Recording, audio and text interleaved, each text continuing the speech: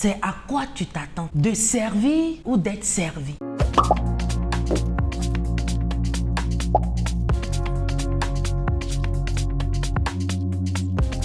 La Bible nous dit dans 2 Chroniques 31, le verset 20 à 21, la Bible nous dit, c'est ainsi qu'Ézéchias agit dans tout le pays de Juda. Il fit ce qui est bien, juste et fidèle devant l'Éternel son Dieu. Pour tout ce qu'il entreprit, qu'il s'agisse du service du temple, de Dieu ou de l'obéissance de la loi et au commandement, il chercha à plaire à son Dieu de tout son cœur et tout lui réussit. Donc on voit ici dans ce passage que Ézéchias considérait son lieu de culte comme un lieu où il servait, pas un lieu où il était servi. Quand toi tu vas dans la maison de Dieu, tu vas pour servir ou bien tu vas pour être servi. La Bible nous dit ici qu'il mettait en œuvre ses talents et ses compétences pour aider les autres. Et à la suite de cela, la Bible nous dit, et Dieu le bénit pour cela. À la fin, il dit, il chercha à plaire à son Dieu de tout son cœur et tout lui réussit. Donc, quand tu rentres dans la présence de Dieu, c'est important que Ézéchias te serve de modèle ce matin. Tu ne dois pas aller à l'église seulement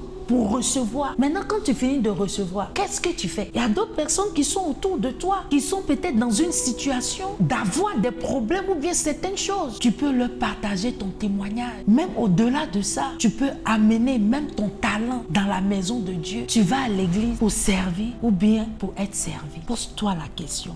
La Bible nous dit dans Hébreux 10 que nous devons nous exhorter, nous reconforter, nous encourager les uns les autres. Donc c'est important que ça soit dans la maison de Dieu, même en dehors de la maison de Dieu, que tu témoignes de la gloire de Dieu. La Bible nous dit quoi? Que quel que soit ce que Ézéchias a pu faire, tout ce qu'il faisait lui réussit parce qu'il plaisait à Dieu. Il cherchait premièrement le royaume des cieux et sa justice. Et la Bible nous dit que par-dessus tout, Dieu lui donnait tout le reste. Donc en tout, quand tu rentres dans la présence de Dieu, cherche premièrement le royaume des cieux et sa justice. Je prie pour toi que l'Éternel te donne cette connaissance, cette grâce, de pouvoir rechercher premièrement le royaume des cieux et de le prendre comme modèle et de prendre Ézéchias comme modèle parce qu'il mettait en tout ses talents, ses compétences, tout ce qui était en lui pour servir l'Éternel. Et Dieu qui regardait son cœur le bénissait au-delà même de ses pensées. Que Dieu te donne cette grâce d'arriver à ce niveau au nom de Jésus-Christ. Et si tu es là en ce jour, tu ne connais pas le Seigneur en tant que ton Seigneur sauveur personnel, j'aimerais te dire de choisir la bonne part. La bonne part, c'est Jésus-Christ de Nazareth. Et si tu es prêt, tu vas répéter après moi. Tu vas dire, Seigneur Jésus, je viens à toi tel que je suis. Je sais que je suis un pécheur. Pardonne-moi et délivre-moi au nom de Jésus. Je t'accepte comme mon Seigneur sauveur personnel. Fais de moi une nouvelle créature au nom de Jésus-Christ.